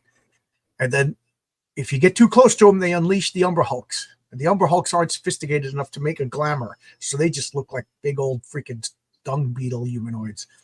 I don't know. This is all my rules. This is my nonsense. Don't you believe me? You don't have to. Again, I'm always going back to, again, the Umber Hulk was one of the toys that they came out with in the 80s, and it was basically you had the body of the Hulk, Right. but it was blue, but the body was blue, and the head had these pincers on it, and the eyes were kind of like dragonfly eyes, and that was basically the entire thing. It focused more on the power than anything else. So Vaz asked a good question, RJ. What stats would you give to Conan? What stats would I give to Conan? You know what I mean by that, right? Yeah. We're 18. we're maxed out strength, obviously, because that's the whole point. Is when he was like a teenager, like 13, he broke a bull's neck by squeezing the darn thing. So maxed out strength, and dexterity would be pretty high. His intelligence would actually be pretty high, but his wisdom would be low. And I'm not his charisma, again, depending on what time of his life. I would say his charisma is probably around 15, like high, but not like superhuman. And his endurance. Oh yeah, again, the endurance would have to. Yeah. So I would say like 18 strength, 18 agility. Otherwise, he wouldn't live as long to have all the stories. Like you said, wisdom, what, 9? Yeah, I would go lower than 9 for wisdom. His intelligence would be higher than his wisdom. I'd say intelligence probably like 14, 15. Like he's not, he's, to me, that's smart, but but not wizard level smart. And then charisma 14 or so. How's that for AD&D? And of course, I stopped at 2nd edition, so these might be different what you youngins play. Robert says my intelligence is 4. It's funny because in my superhero role-playing game, Villains and Vigilantes, it says you're supposed to play yourself. And man, I never played myself. Can you imagine you're going to argue what your charisma is and your endurance is? And then your friends are going to, no, you're not very likable, John. Your charisma is only, so, yeah. My charisma is my dumb stat. Sorry. Yeah. So, John, you think you're smart, but you're not smart. So, I think they honestly, you're right, John. Vampires are a really good character, but they went too far with the whole vampire classes and all that kind of stuff. Yeah. Vampires are just vampires. Right. I don't know. I think the problem with Dungeons and Dragons, it's like an anal retentive wet dream. It's just like we're gonna make wraiths, we're gonna make specters, we're gonna make ghosts, we're gonna make haunts, when they're all really the same thing. You know what I mean? Like, so like, I don't know. People think I'm crazy, guys. We got a lot of people watching the chat. Let me know. Like, somebody said they like. I forget if it was this chat or the one on my channel that they like that I might not be going back to work right away. More time, they can come over and play games. Please do come over and play role-playing games. But keep in mind, I do away with all of the classes. So when you start out, you're just a human. You get we roll your numbers and you get some bonus points. If you want to be a wizard, but you spend all your points in strength, you're the world's strongest wizard who can't really cast spells. You know what I mean? It's all like, I just think, like, if you're a ranger, you just call yourself a ranger and then pick skills that would help you become a ranger. But you could be the wizard casting spells. You could be the guy who dresses in green and shoots lightning bolts, and you say you're a ranger because you care about the forest. You know what I mean? I don't know. I think it's more freedom to literally design your character to be whatever you want in a, because the classes to me, it's like, here's your package. You don't have to think too much because here's your package. Okay, you went up another level. Here's your package. Here's your package. So a couple of my players, they just, I don't know. I thought everybody would love that you could literally design your own unique character, but they didn't like it. But I'm not changing. We got the Yantees. Yeah. That's how I pronounce it anyway. So we were just talking about what's his name? Oh, what's his name, John? We were just talking to him. He does the crop or the not the Conan, but the Cull books now. Oh yeah. I got his book right over here, and I can't remember his name. But Gary. yes, Yeah. He his basic the basic characters that are the main bad guys within the Cull universe is the Yantees, basically, which is where you get the Conan the Barbarian movie with Arnold Schwarzenegger. That's what the main bad guy is there. He's basically a Yantee. Yeah, however you sell it. That's how I say it in my head. I don't know. Probably saying it completely wrong. But again, how do you differentiate these from the salamanders is yeah, and the Naga men, what's really the difference, and the lizard men. Okay, one's lizard, one's snake, but really the Naga men and the Yanti, it's really just a cultural difference, right? The Yanti are more from China, and the Naga men are more from India. Like, really, what's the difference between an ogre and a troll? I guess what ogres are giant humans, but then what's the difference between a hill giant and an ogre?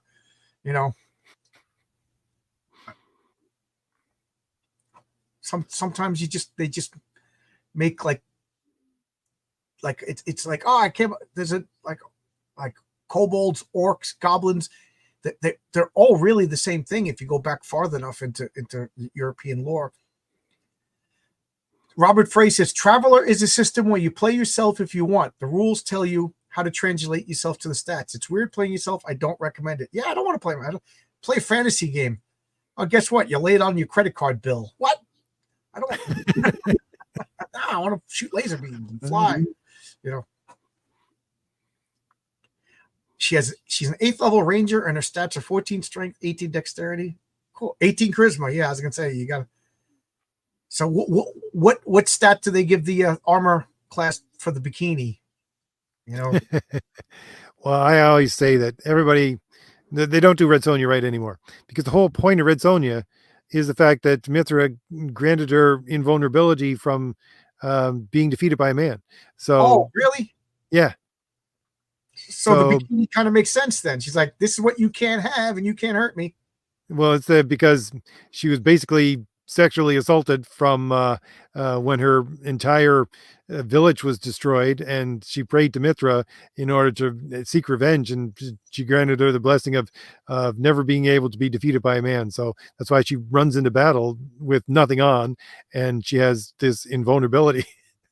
And then Gail Simone started writing her, and she doesn't like the fact that was her origin and change it. I'm like, well, then don't write Red Sonja. Exactly. You make another character. Like, oh, I can understand, and I'm actually a little sympathetic for a woman who doesn't like that origin for Red Sonja. I get it. I'm not totally classless, but then don't write that character. Come up with another character. You know what I mean? But you want the fan base that comes with that character. You want the gravitas from that character, but you don't want that character. It's like, all these people who want to put their own spins on superheroes, and they're obviously embarrassed by superheroes. Then write something else. No, we want the fan base that comes with Captain America, but we don't like Captain America. So make Blue Sonja. Blue Sonja was from the Eternal. What's his name? Didn't he just make Blue Sonja? Or he tried to make Blue Sonja, and they tried to sue him. Over at what the heck is his name? Anyways, we were talking to him a couple of weeks ago. Yeah, he tried to make Blue Sonja just as a parody character, and they threatened the estate threatened to sue him. He had to change the entire thing. Well, that's if you read that Battle Chasers, Red Monica is a goof on Red Sonja, and she has overly huge protuberances, just goofing on it. And then Dave Simmons. Ben Dunn. No, I think it was Ben Dunn. What's his name? In Dave Simmons, Cerberus had a Red Sonja character. Yes, definitely. It was just I mean, how he got away with that, I don't know. That was just Red Sonja. Yeah, it was Red Sonja. Chartreuse Sonia.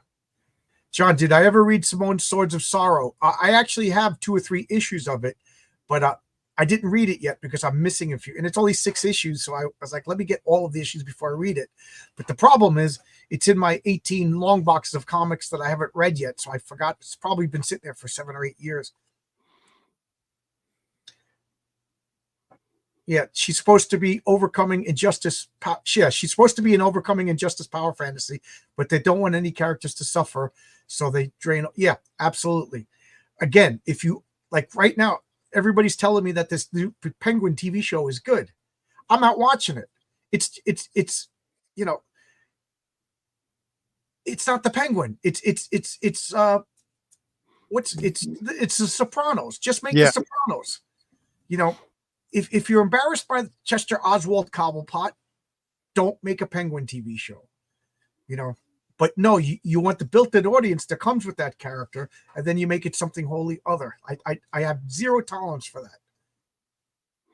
Okay, here's my hot take on zombies for a minute here, John. Although it seems like a very interesting idea to have like zombie dogs, I think zombies should be only reserved for human beings. That's it. Okay, I can't argue with that. You don't like? I would say you're going into a different class of monster if you're going to an undead of a different species.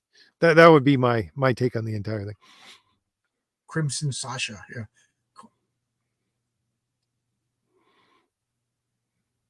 Well, we've gotten to the end of the monster manual, John, and I don't know how long we've been going. Almost 2 hours. Yeah, it's fun. I could. This is real fun. Yeah. Zombies. I do like the idea of zombie dogs, but I see your point. Like besides the funny thing about the zombie lore as it developed, right? I was always, when I was just talking a little while ago about the whole my mother getting concerned about some of the things I was researching, it was basically the voodoo stuff about how they would turn people into zombies, right? But the modern form of what a zombie actually is more of the fact that you had these writers seeing these guys come back from World War I with shell shock and walking around in this dazed state that they couldn't get out of. And that's where the actual basically the last 100 years of zombie stories emerged from, is these shell shock guys from the trenches of World War One. I didn't know that. I could see that makes sense. That's cool. Yeah, it says it was Ben Dunn who tried to publish Blue Sonya. He changed it to Kendra and kept her hair blue. Okay, I don't remember. Yeah, it must have been on your channel we talked to Ben then. Yeah. That must have been a comic book team up. Yeah, I talked to so many people. I'm sorry, I kind of forget. I don't know. Zombies have to be slow and lurking. A fast zombie breaks the rules. To me, a fast zombie is just as rule breaking as a vampire that doesn't need to drink blood. You know, there's some rules. Like the only way I'll accept a zombie that's fast is if it just died and its internal organs haven't cooled down yet. You know what I mean? Like, okay, you just got shot in the brain, you're instantly dead.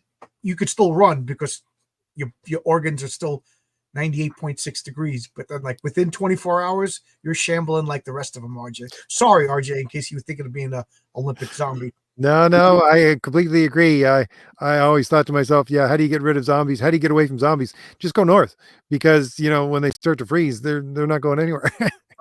Robert Frey says, so no 28 days later zombies. Those weren't zombies. They didn't, as far as I remember, it's been a long, I saw the first movie when it first came out.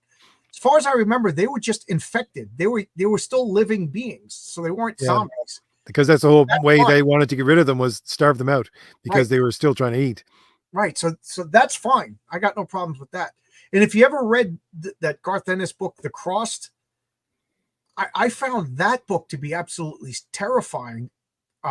The premise of that, it's basically a zombie apocalypse, but there's a plague going around, and everybody developed this red line across the face that goes like this.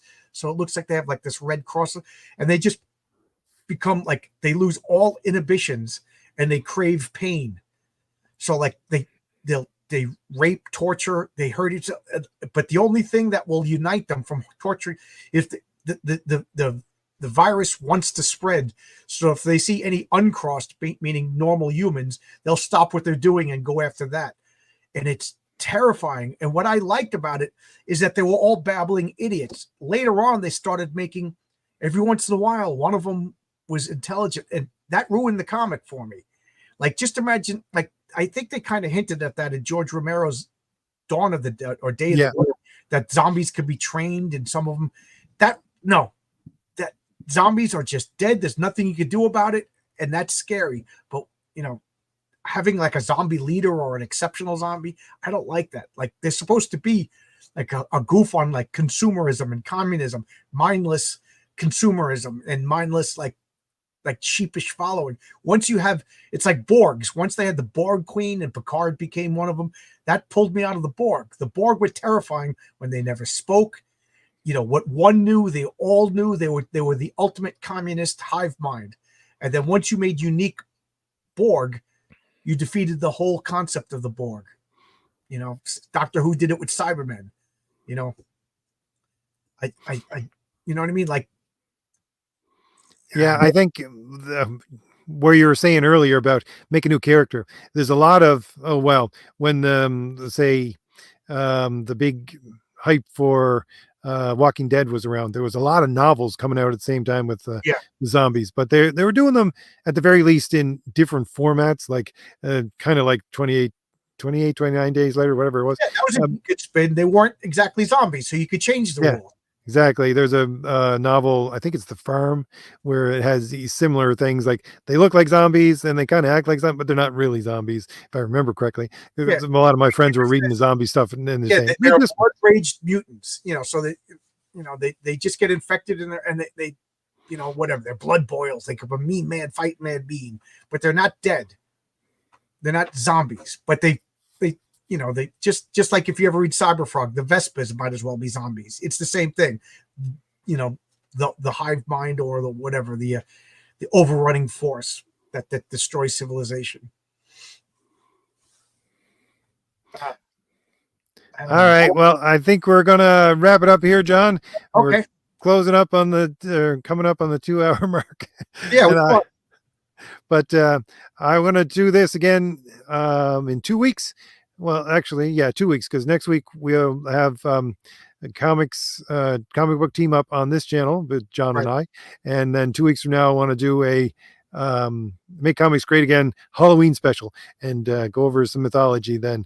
So that would be cool. All right. Well, I want to thank you very much for joining me, John. It made 2 hours just fly by. Yeah, and thank you everybody in the chat. This is fun. See you, everybody. All right. I will leave you all with, I think, the first trailer for Crom the Destroyer, because I played the second one at the opening of today's stream. And just to let everybody know, because I completely forgot at the beginning of the stream, if anyone wants to order Crom the Destroyer or any of my other superhero graphic novels, links for those are in the description. If you go over to John's channel, you can find links for his book, as well, multiple books coming out pretty soon. John's getting ready to wrap up the first edition. And put the link in the chat on Indiegogo. And if some of you have some sort of political problems with Indiegogo, I will circumvent those problems and put my link to Fund My Comic. Nobody has a problem with Fund My Comic. Actually, he's a great guy who's been instrumental in helping my comic come out. But yes, my comic, I just got the digital prints like an hour before we went live. It looks awesome, guys. Yeah, I know you don't trust me. I'm the guy who made the comic, so of course it's awesome, but it's awesome. I sent the comic to a bunch of my friends. They said it's awesome. So I was real nervous, but now my confidence is going up. $10. It's good. I'm looking forward to it. I was one of the first backers in the first day, John. So yeah, thank you so much. Yeah, and I look forward to your, and Nick, your artist, Nick Axe, has been super helpful in getting my comic. He does my logos.